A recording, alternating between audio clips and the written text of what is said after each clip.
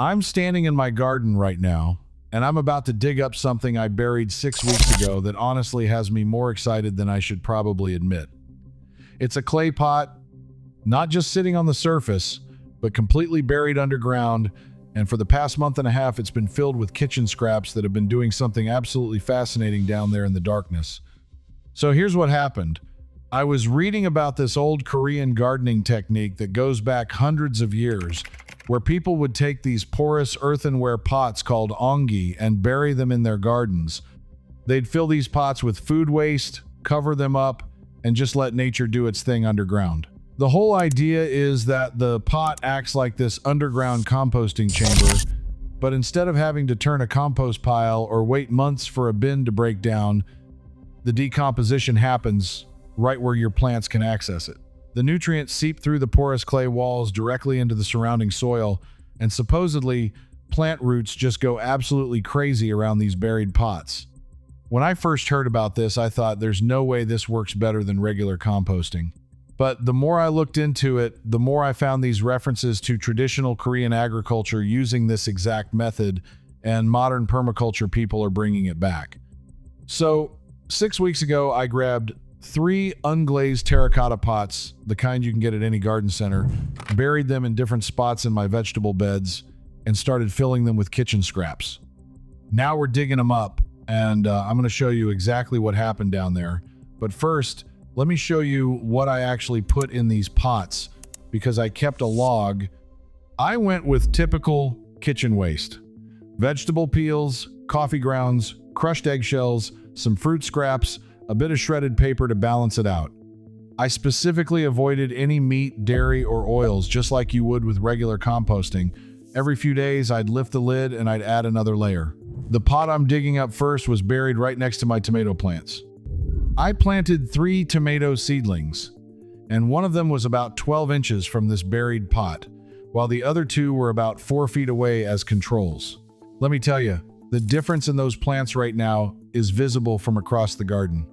The one near the pot is noticeably bigger, darker green leaves, and it's already setting fruit while the others are just starting to flower.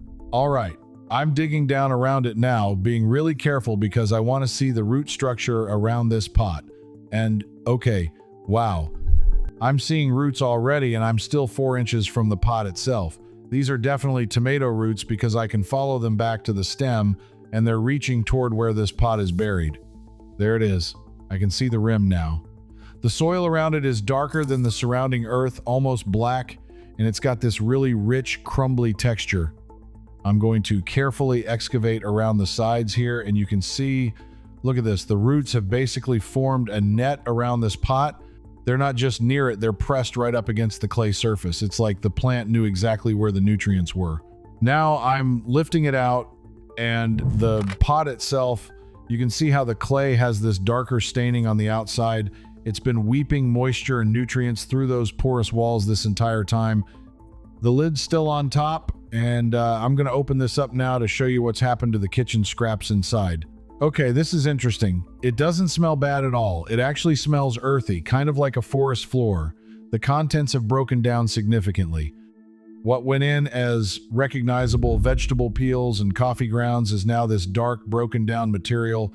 It's not completely finished compost, but it's definitely well on its way. And look at this. Earthworms. I'm counting there are at least a dozen earthworms in here right now, which means they've been coming in through the drainage hole at the bottom and through the porous walls, doing their work, and then moving back out into the surrounding soil. Let me show you the comparison. This is what fresh kitchen scraps look like, and this is what they look like after 6 weeks in this buried pot. The volume has reduced by probably 60%. Some materials broke down faster than others. The coffee grounds are almost completely integrated. The eggshells are still visible, but they've started breaking down. The vegetable matter is well decomposed. Now let me dig up the second pot. This one I buried in a different bed where I planted peppers. Same setup, 1 plant close to the pot, 2 farther away. I'm going through the same careful excavation process here, and right away I'm seeing similar results. Dark soil around the pot, roots growing toward and around it, and when I lift this one out, same story. The outside of the pot has that nutrient staining, and inside, the decomposition is at a similar stage. What's really interesting with this one is I can actually see the moisture pattern in the surrounding soil. Remember, these pots are unglazed terracotta, so they're porous. Water and liquid nutrients have been seeping out through the walls, and you can see this zone of darker, richer soil extending maybe 6 to 8 inches out from the pot in all directions. That's the influence zone where the nutrients have been spreading. The third pot I buried as a control in an area where I didn't plant anything nearby. I just wanted to see what would happen to the scraps themselves without plants competing for the nutrients. Digging this one up now, and it's fascinating because the decomposition inside is actually a bit slower. There are fewer earthworms in this one, maybe 5 or 6 compared to the dozen in the first pot. My theory is that where there are active plant roots, there's more biological activity in general. More microorganisms, more oxygen exchange, more movement in the soil, and all of that speeds up the decomposition process. So what's actually happening here from a soil science perspective? The buried pot creates this microenvironment. Inside the pot, food scraps break down through anaerobic and aerobic decomposition depending on moisture levels. The porous clay allows liquid nutrients, what's basically compost tea, to seep into the surrounding soil. Earthworms and other decomposers can move in and out through the drainage holes in the porous walls.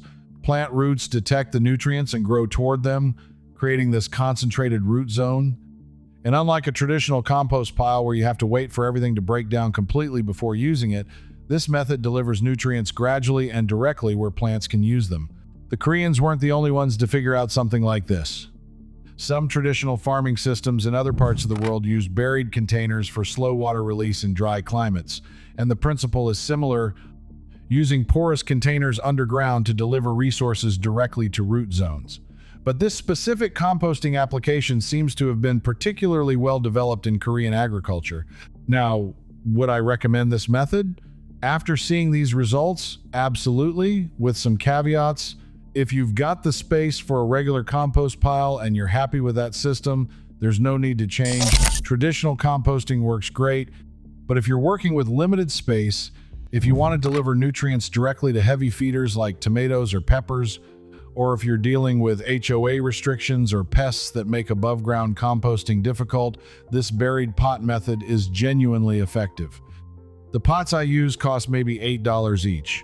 You want unglazed terracotta, not plastic, not glazed ceramic. The clay needs to be porous.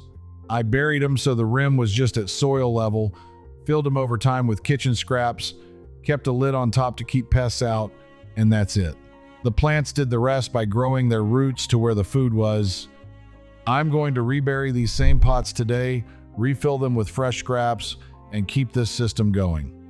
Based on what I'm seeing, I think you could probably empty and refill these every 4 to 8 weeks, depending on how fast you generate kitchen waste and how active your soil biology is. In warmer weather, everything will move faster. In winter, slower. The root growth around these pots is really the most dramatic result. I've pulled up the tomato plant near the first pot to show you the full root system, and it's genuinely impressive. This plant has easily twice the root mass of the control plants, and those roots are concentrated around where that pot was sitting. That's not coincidental. That's the plant responding to available nutrients exactly where this 400-year-old technique put them.